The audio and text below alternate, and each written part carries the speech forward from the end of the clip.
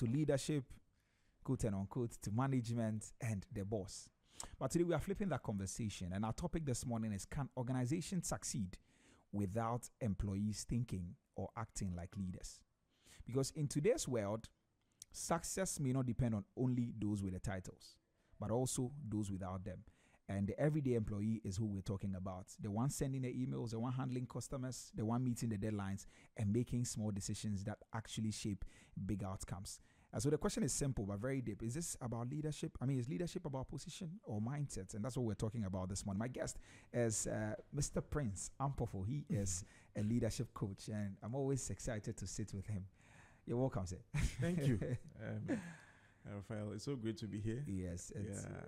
And finally showing up again. Right. Thanks so much for accepting to do this with us. I know it's a holiday. Maybe you should be resting. It is wonderful. I mean, I've told you, you are aware very much that it is leadership that does the pulling. Whenever I hear leadership, I must show up.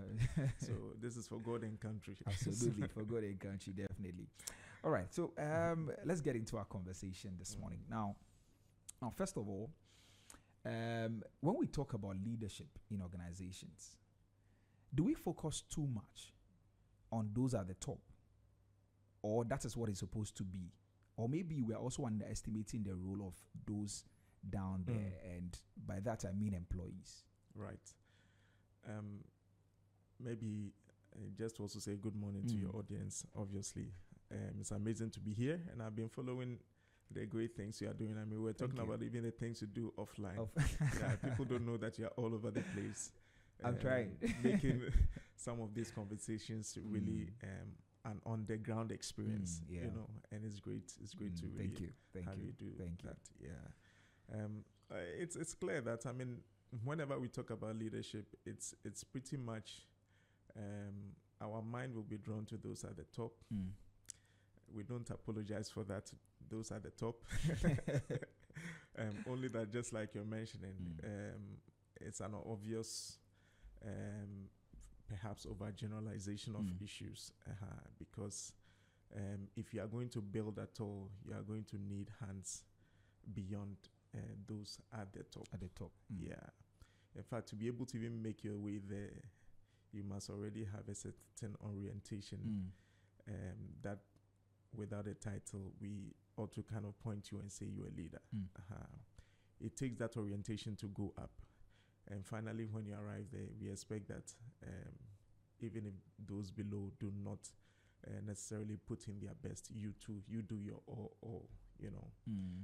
But I think life has proven to us in many ways that it's about time we came downstairs, you know, to make everybody in the hallway appreciate the piece or the part that they also play in whatever we are building. So it's a good time to have such conversations because of the complexity even of the world. The way now outcomes are just beyond individuals, you know. So it's been too much, but again, it's a good time to really talk. What do you think has driven that particular kind of thinking or perception over time? You know, generally, when you look at, and again, not to maybe this is not to make anybody feel bad, but when you think about how, for example, in the, other countries, mostly, it shouldn't be the case, but it's obviously the case where maybe outside of the country, or maybe much more the West or out of Africa, people tend to see leadership in a certain way. Or leadership ranks accountability to the highest, but here back home, even where we begin from, I suppose, tend to be the reason. And by that, what I mean is that, if you schooled in Ghana here, anywhere, you are probably aware that maybe your first experience of leadership was probably when a class prefect, when you're in primary 3. You know? And the class prefect, by appointing a class prefect, it seems as if that prefect is the only one everybody looks up to. Nobody ever mentions leadership unless we are talking about the prefects.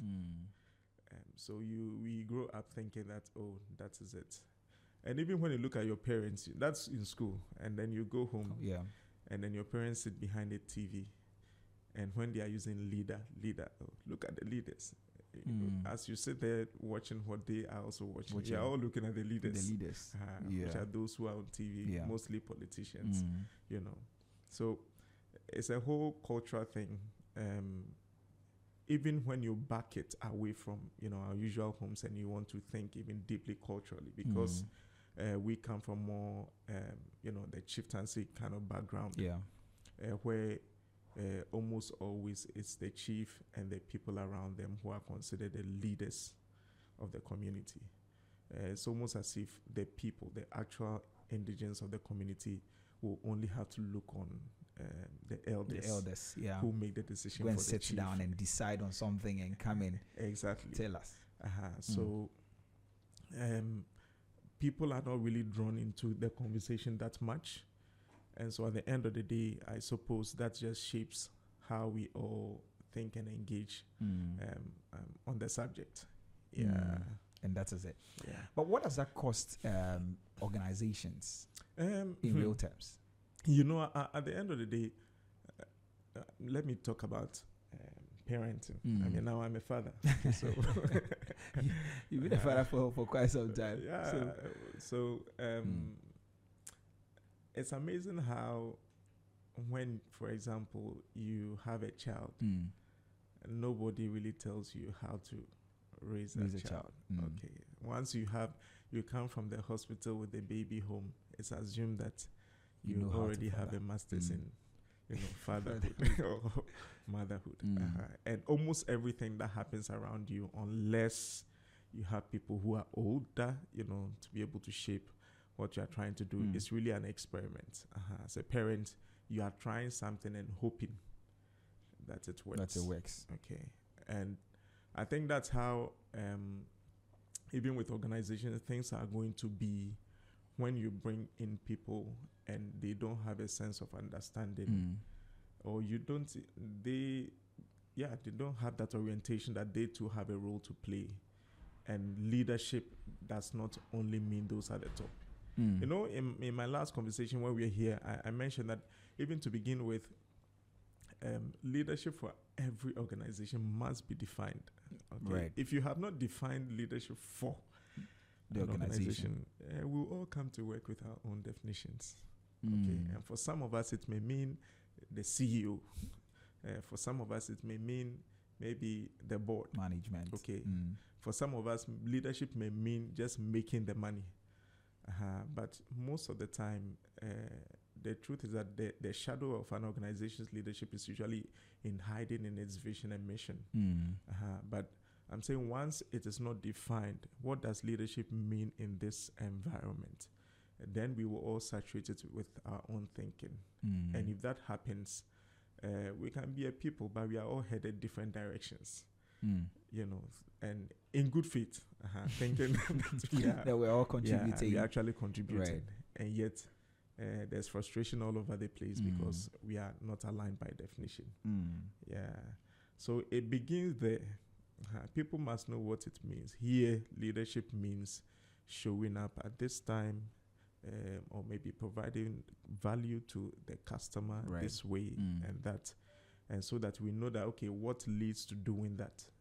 Those can be more the peripherals for learning, okay, or for even trainings, for conversations, so that we understand that even if we're in the marketing department, whatever we are doing in there is contributing to finally providing that level of value to the customer. Right. Okay. Now let's go deeper, and I want us to define leadership proper. And I always like to set that particular context. I remember the last time when you came, we had a definition for that, but I'm not asking for a definition really. I'm asking that, is leadership really about position, or it's about the way people think, the mindset? And that is my question. You see, it's let us not belittle the differences in people. You'll be amazed. I mean, somebody with a first class can get a job, and you'll be surprised they are thinking around some of these subjects. Okay, so that if they are going to work for you at all, you will need to help them settle in terms of their thinking. Right. Because it's going to be thinking. Mm. Before position, before whatever, it is going to be thinking. And even if we don't say it, the thinking is going to affect everybody around them. Yeah. Yeah. And like we mentioned the last time, it's just like, the Black Stars.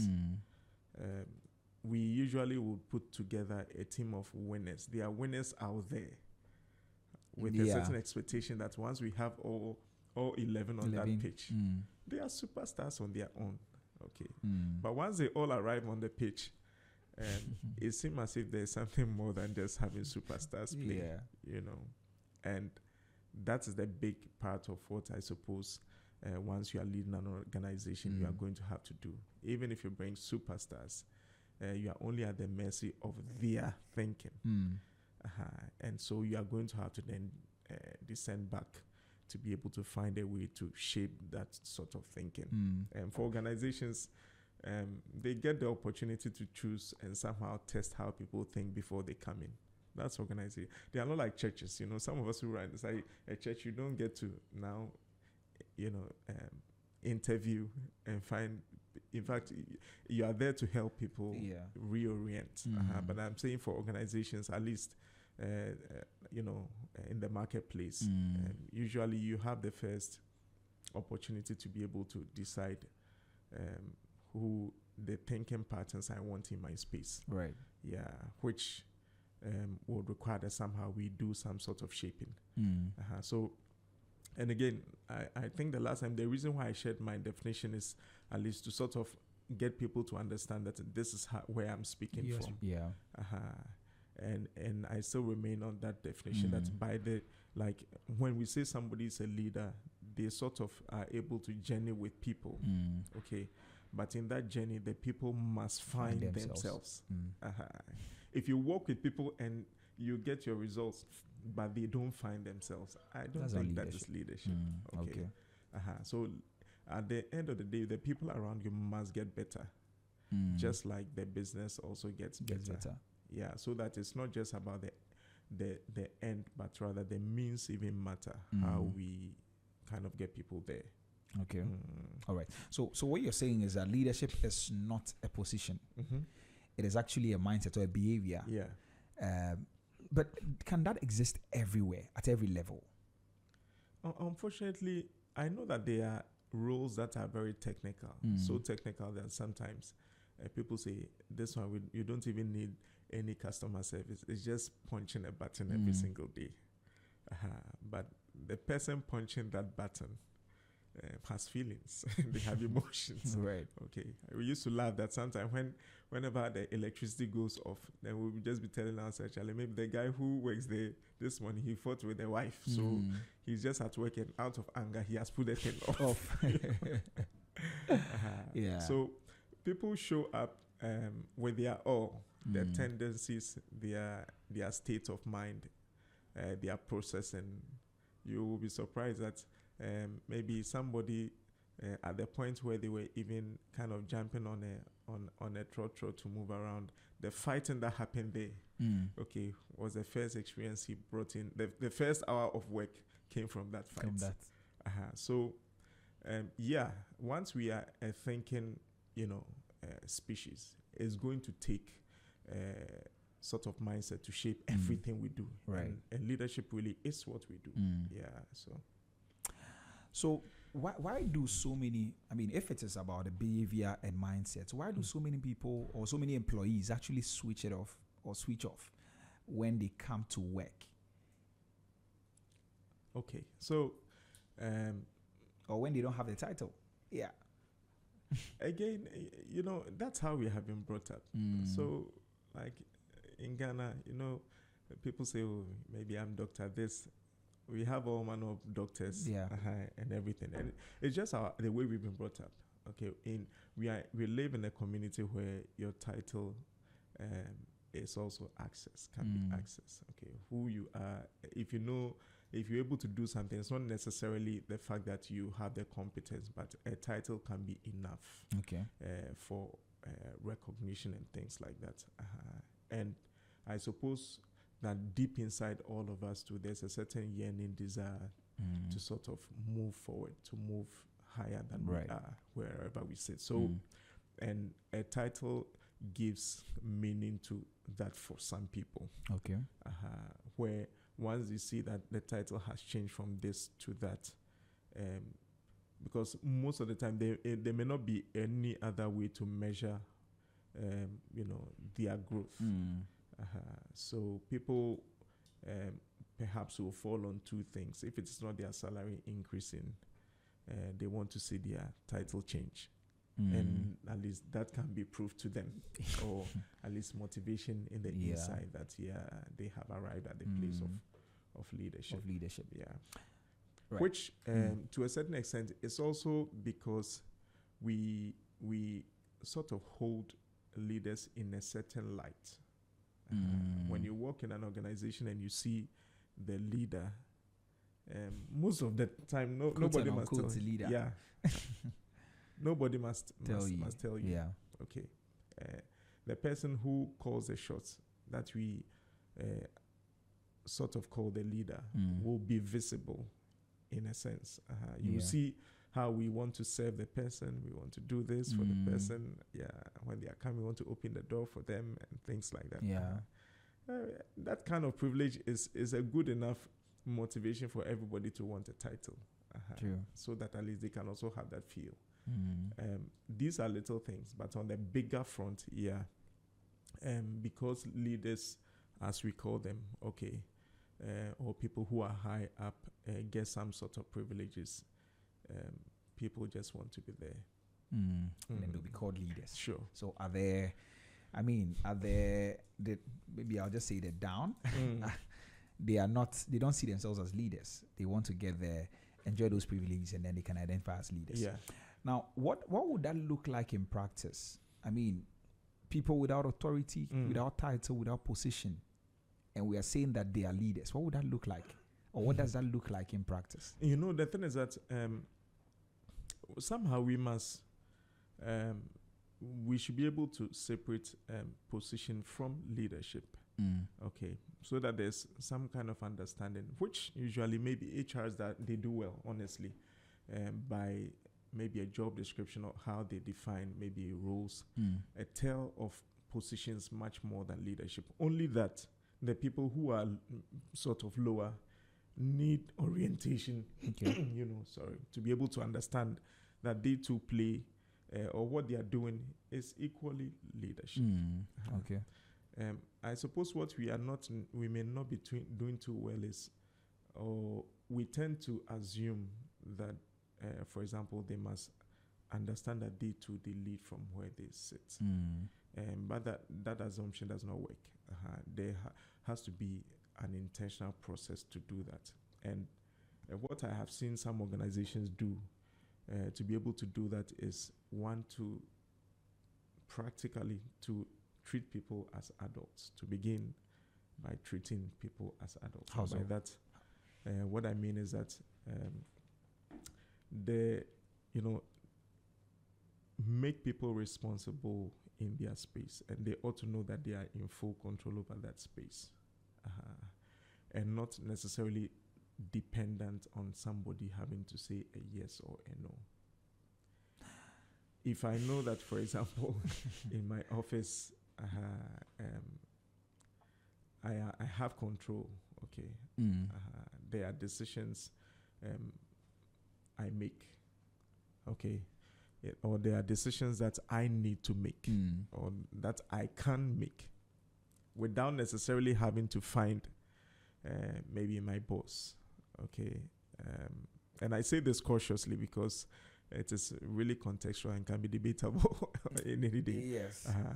But because as you're speaking, I'm asking myself, is that to say that somebody can just wake up and do anything without following structure, without informing their boss? Is that what it means? Yeah, which is why I don't want to move too much away from the HR department, because my understanding is that if you did the employing. You already have somebody who should be able to make decisions. Okay. And even if the person is not able to, it should not be the culture that they must lean on another person to make a decision every day or every time. It emphasis on every time. Every time. Yeah. Because the more you're making decisions for people, the more they begin to look to you to make it. It's like raising a child. If you want to do everything for your child, you can be sure that they will come to you for everything. But at some point, there must be a departure for people to understand that they are. It's up to them. They must get their results. They must stand to, and this may even mean that sometimes for maybe a reporting matters, it doesn't have to be you, the one who is on top or leading the team, doing that every time, okay? Or maybe even in meetings, it's not always you more like driving the conversation, but maybe you can let your team once in a while stretch around, have people also sit in that seat and have a feel of how driving a conversation, really is. Those little things are empowering, okay? And for some people, it's even it's a full awareness because even though they are working, they expect their boss, okay, to do or to eat the frogs, like Brian Tracy would say. To take the hard, decisions. But sometimes people who are lower must be allowed to do that, especially when the consequence of the decision making is not too dire. Okay, it is how you empower people to also be able to own their space. Because one of the biggest things, if you see anybody and you are going to call them leader at all, most of the time what you see is ownership. Okay, ownership is one of the biggest things you will see around the people that we sort of call leader. Whether they are leaders or not. And you want that to happen to the people who are also coming up, owning their space. And the way to do that is to really posture in a way that is empowering, and if possible, some decisions sit with them.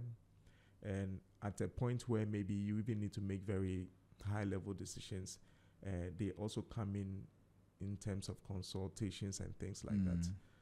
It makes people kind of appreciate that there's a certain value placed on them.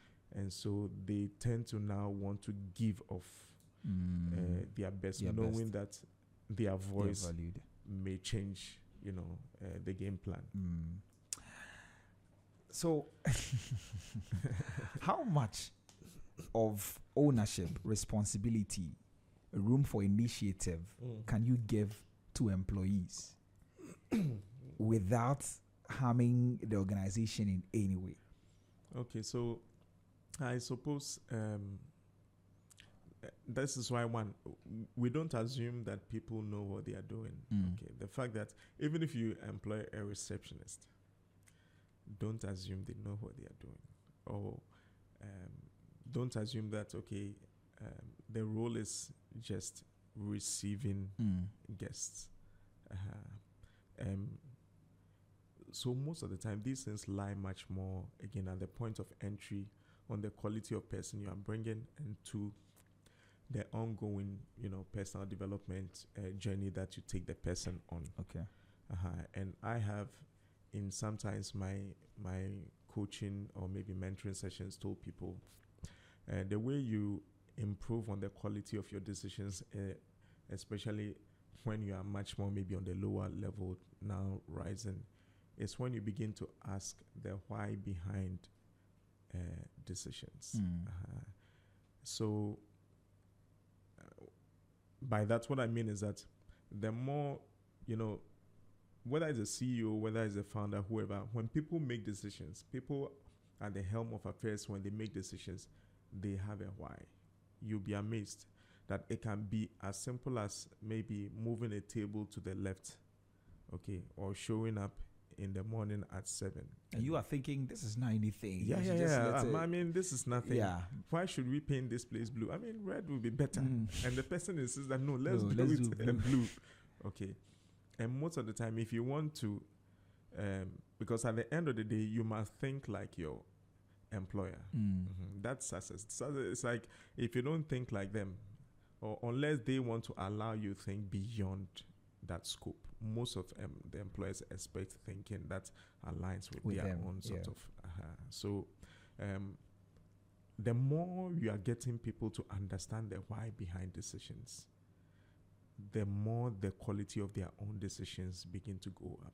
Okay, because what it does is that it makes them pay more attention. Now, when they look at things, they see, they think. Right. And sometimes, for example, an organization can once in a while maybe bring in a junior person even into management meetings to sit in and observe what is going on in the room. You know, how decisions are being made, the sort of thinking that is going on around.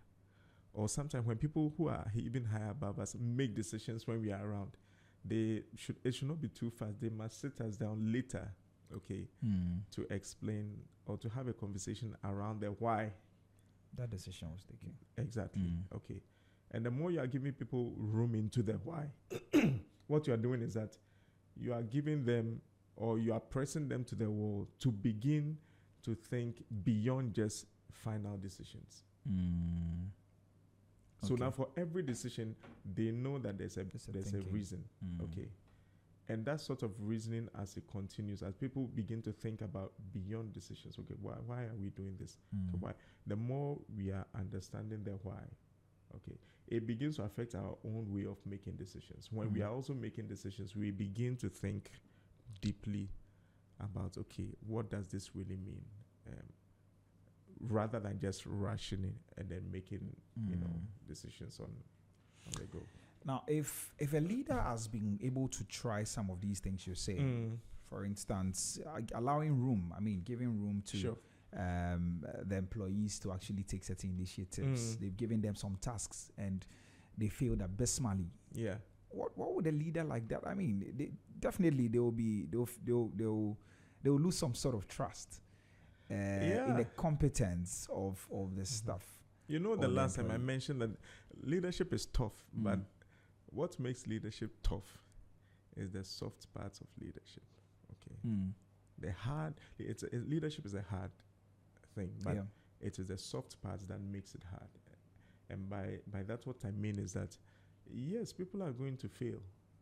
Okay. The earlier you begin to take people on this sort of journey where you are giving them perhaps low-hanging fruits, where decision is not a very high-level decision that requires a complexity of thought and all that. Okay, you take people bit by bit, so that at some point, every decision people are going to make, they will need help in making that kind of decision. Okay, but it should not be that's not the only destination. For example, when I'm sort of even maybe working with a young person, most of the time we'll tell them not to make decisions alone. Okay, if you're going to make any decision, let's talk. And in that conversation, all I'm trying to find out is, why are you doing this? Why? Yeah. Okay, and most of the time for people who are that young, they usually don't have a very firm reason for the things they are doing. And so I would tend to then tell them maybe how I would have made the decision and my whys behind that. And sometimes I even have people just walking alongside, sometimes I'm traveling and I intentionally call somebody, or maybe I tell the team, can you have this person? I want to travel with this person. Okay. Yeah. Intentionally make that choice of who I want to travel with. And the mindset or the mind behind that choice is that once we walk, there are decisions I'll be making. And as I make those decisions, I want us to be talking about why I make those decisions. Okay. It is more like, instead of putting the person in a room and doing PowerPoints, let's work together. Okay. Right. And as we work, travel, meet people, have issues, maybe get into a problem on the road, buy things on the street, there's a certain way that all that will be done by the supposed more leader. But what I'm saying is that at the end of the day, when you are doing that, people who are around you must understand the why. Okay. Because that is how you get them finally where we are talking about. You get them to a point where they can make decisions. As for disappointments, of course, unless you employed one of the best of the best of the best,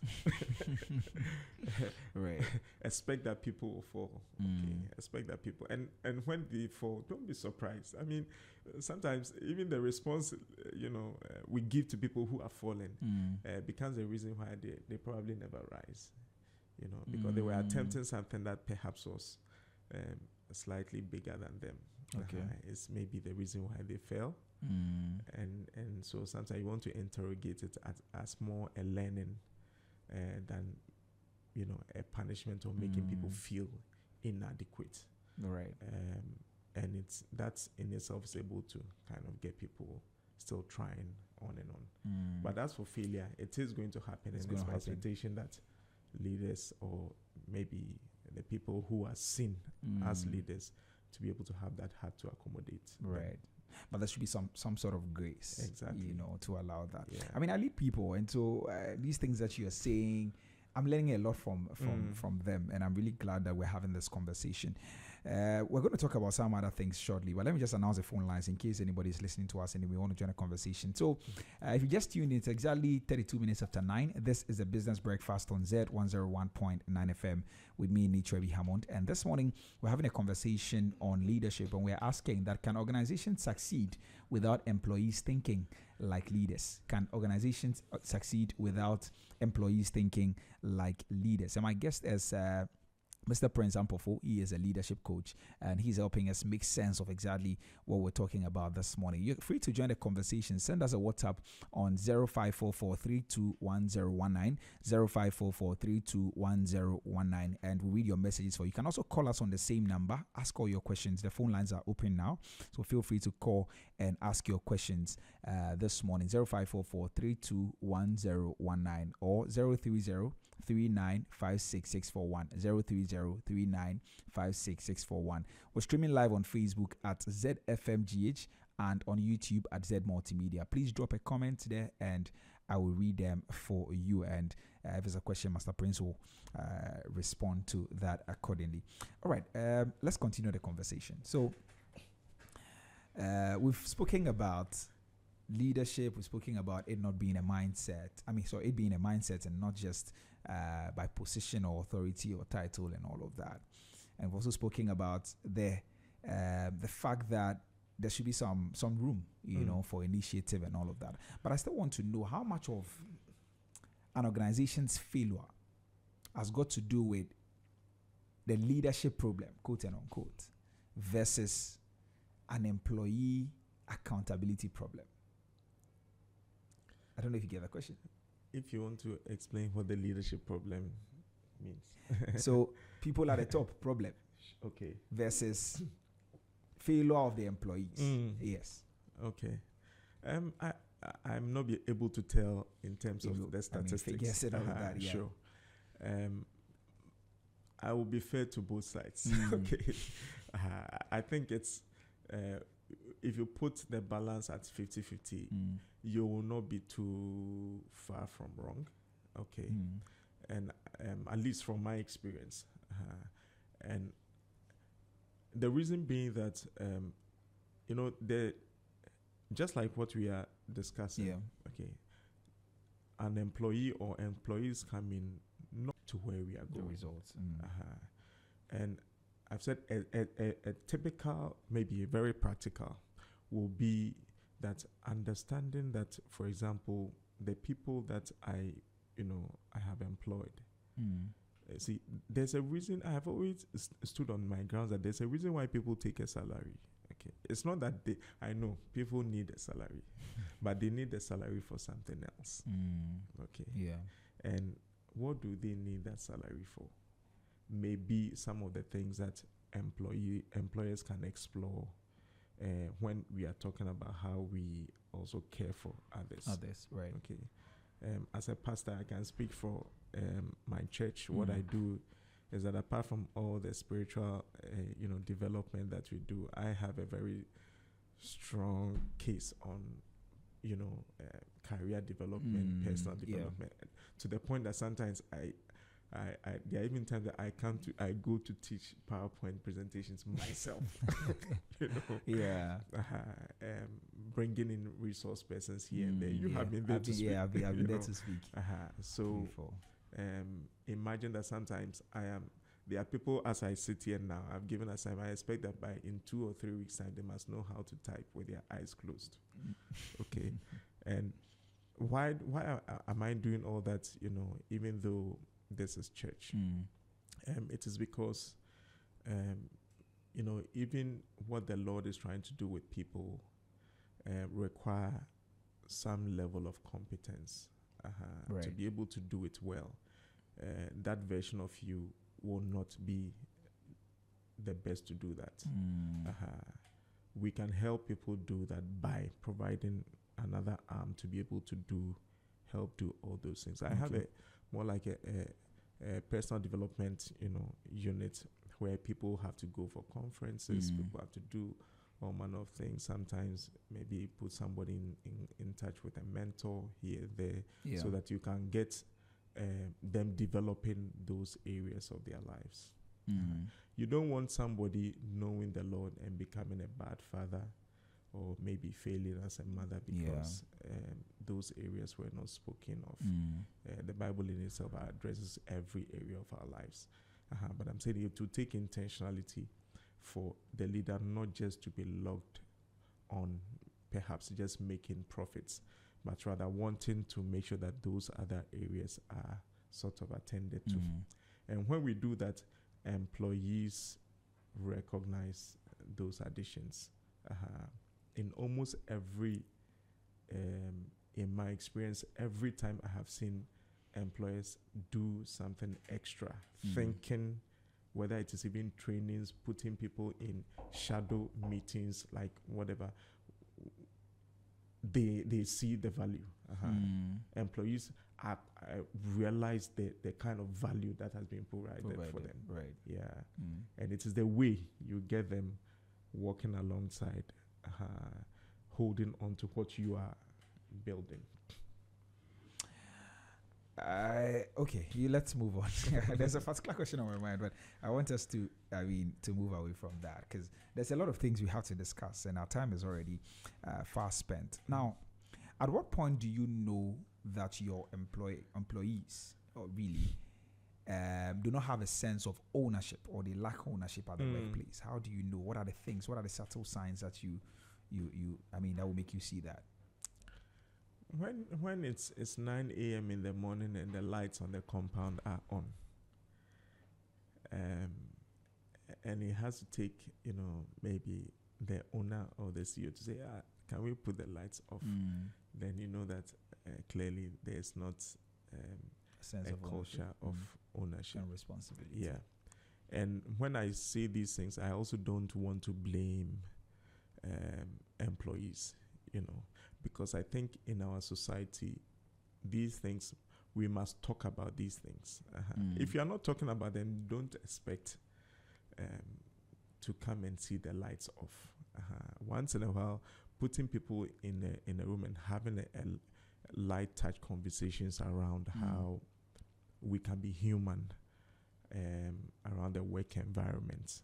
Some of the things, little things we can do. It's how you bring people's awareness to some of these things. So people checking and ensuring that the lights are off,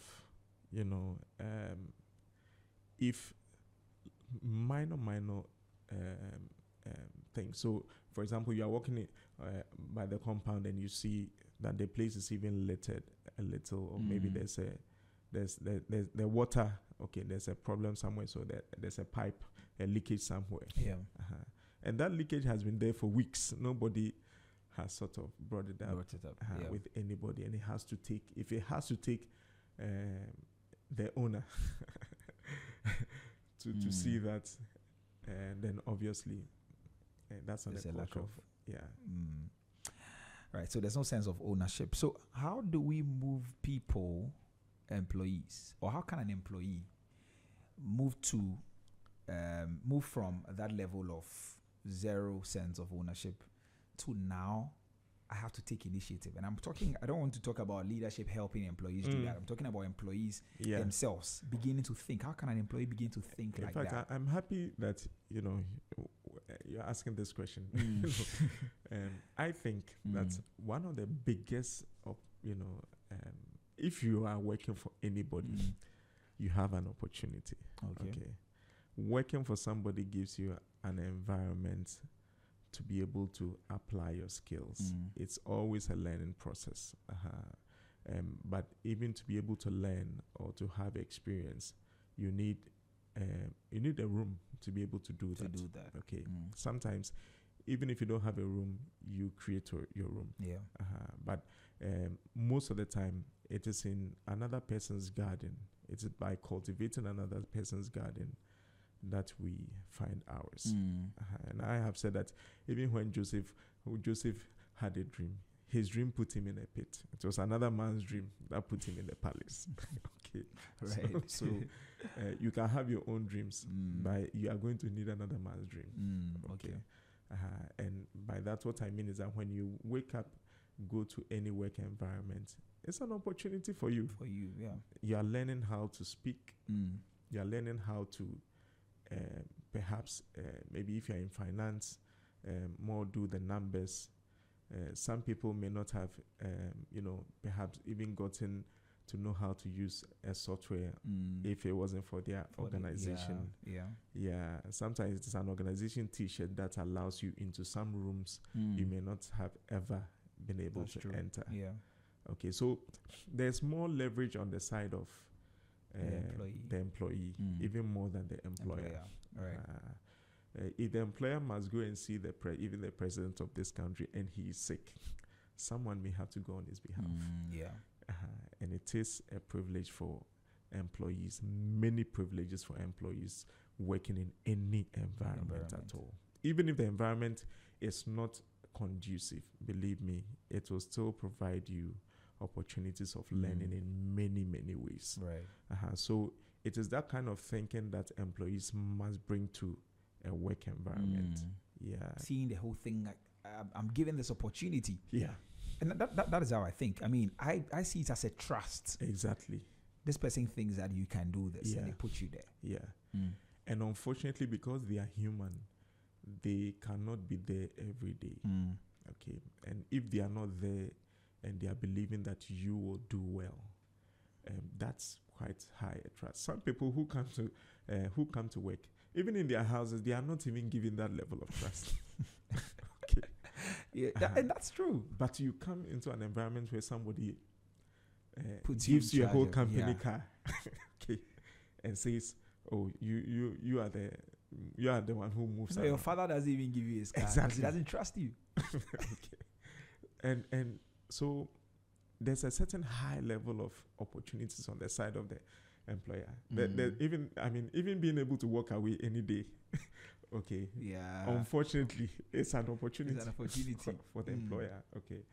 Because the employer can't say he's moving. Exactly. I mean, he's leaving. Yeah. When things go south, he still stays. He stays. Trying to it's put mostly things at his together. loss. So one is that going to work must be seen as a privilege. Okay. Not because people say these days there are no jobs and all that. It's not because of that. I don't think that statistics must necessarily be our drive. Okay. But it's just like you said, it's a privilege of trust. Somebody giving you, being a custodian of another man's business. Okay. The Bible has said it's if you cannot hold and be accountable to another man's business, who gives you yours? And the many parts, tentacles of it. That is where I'm learning. And I mean, imagine that you are just out of school, now in the world of work. This is where I'm learning how to talk to people. Mm. This is where I get to be able to make mistakes at a lower level. Because as I rise in my career, the mistakes that I used to commit when I was a junior staff, when I commit that same mistakes at a higher level, usually the consequences are there. Yeah. It's not the same. Okay. So this provides me the opportunity in a real world simulation or situation to be able to now attempt bit by bit, make my errors at that level, polish them up, and keep going. I mean, look around. When we look around at people, as people climb up, they become better. That's what they do. So that kind of learning and appreciation, that where I am now, okay, or where I'm headed, I'll be able to get there because of where I am now. Okay, so I don't play with where I am now. And that should actually bring some sense of responsibility and also a mindset shift. Exactly. So you go there wanting to provide more value in that environment. You want to really make a statement. You want to leave an indelible marker. You want to be the difference maker as you go there, because in your mind you understand that this is my first opportunity, or at least for now in this season of my life, I get to do this learning and drawing all the experiences as I climb up. Okay. Right. So employees should see it as an opportunity and be able to leverage it, and also be willing to contribute to all of that.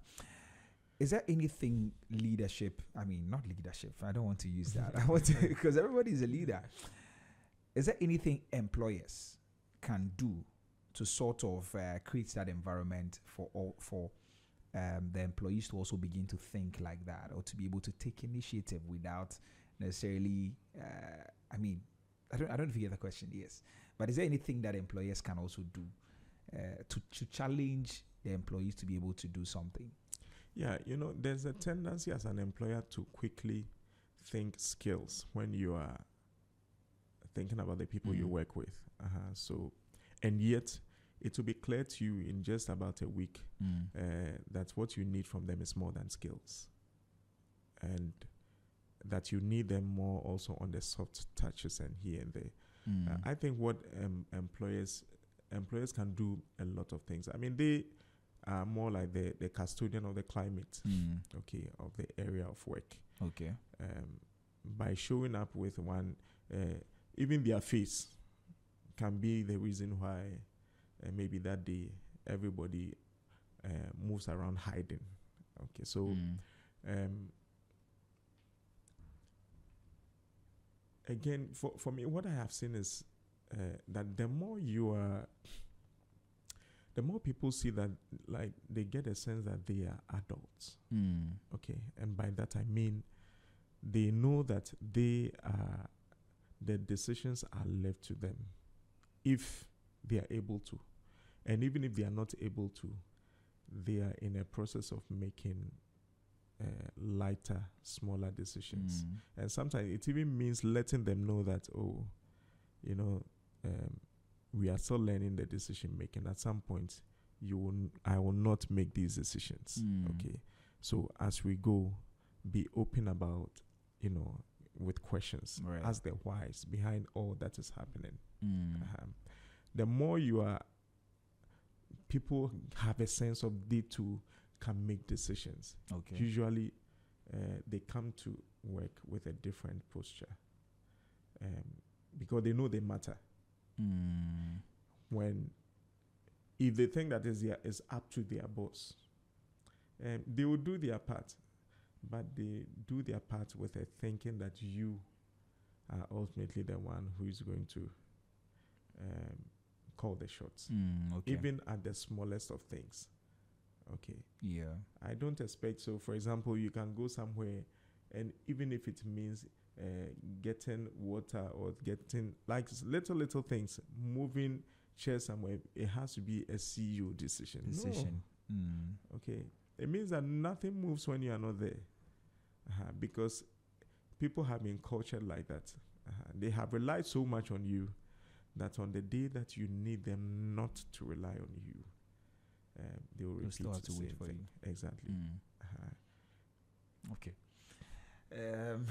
Our time is up and we have to go. Maybe, but my focus, I mean, for this conversation, we actually said that our focus is the employee, just trying to shift the mindset of the employee so that they can actually begin to think a bit differently. If there's any employee listening to us, apart from the opportunity you talked about, seeing the things, I mean, seeing the whole job and all of that as an opportunity, what mindset shift should that employee actually have from today? And what necessary steps must they take? And then maybe what would be the results? So it's a 3-part question. Okay. The A is, what mindset shift does the employee need? B is, what should they do? When they do that, what would that action actually, or what would be the impact of that particular action? Yes. Okay. 3-part question. I've always said that it's like the Garden of Eden. Okay. And in my thinking, it's like the world is huge, but when you make your garden the world will become your garden. Okay. Explain. So the smaller space, the small office you have been given, that's your garden. Your garden. Okay. But you must work in that garden as if you are working in the world. As if it must, small things. Yeah. Okay. If there's any employee listening, what I'll tell them is the like small things must become big things in their thinking whenever they are in a work environment, because that's how you do not overlook every learning that ought to happen around you. So somehow the small things, getting to work early, writing an email, engaging a customer who is angry, small things, okay, little things, at the end of the day must be seen as huge. Okay. When you have that mindset, even the lights being on at 9 a.m. is like it's trouble for you. Small things, when small things become very big in your thinking, you go to the work environment paying attention to everything small. Okay. Because you see it as exactly. something big. Right. So you walk in there and you understand that, you even understand that your employer is a human being. Because sometimes because we have more like a transactional relationship with our employer, sometimes we forget that they have a life. Okay, they have family, they have friends. Things may have gone bad for them too on the weekend. Okay. Yeah. But you are expecting that your boss to show up feeling strong no matter what has happened to them. And that's a tragedy. But when small things are big for you, that is what leads to even employees caring for whoever they work with beyond transaction. Right. Yeah, that sometimes you want to know what is really wrong. And once you have that kind of mindset, okay, everybody goes to work trying to do what has been written down for them. Okay. But when small things become big things for you, you do more than your job description. When small things become big to you, you do more than your job description. Yeah. And what would that do to the company? When you do that, first to you, the individual, you are building a certain skill, right, or even a certain attitude to work. Yeah. Which over the long haul, it benefits you. For the organization, and that is how you get your next paycheck. Okay. Because one of these days, if everybody is going to do the negative, there will not be an organization to go to. Yeah, that's true. We have seen amazing organizations in this country collapse after years. So let's not pretend that things will be okay every day.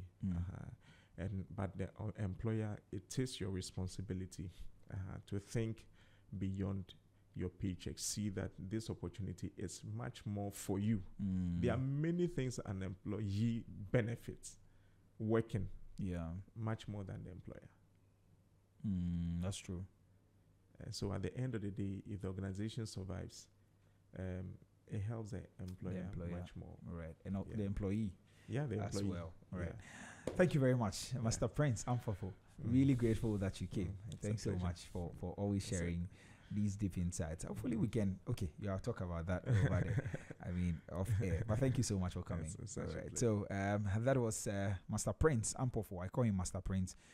Yes, Master Prince Amphorfo. He's a leadership coach, and he joined us this morning. We've been talking about whether organizations can succeed without employees thinking like leaders. And one thing is certain from this conversation, that leadership is not title. It's not a title. It's not a position. It's not just authority. Leadership is actually your mindset. And as an employee, there is a role you have to play. You have to begin to see your job as an opportunity or a privilege of trust. And that alone should be able to shape your thinking in how you approach work. And I hope this conversation inspires somebody to actually do better in the kinds of things that they do. Yes, but thank you so much for listening to us. And thanks so much to Master Prince Amphorfo for joining us this morning for this conversation. That's how we wrap up today. We're back again tomorrow for more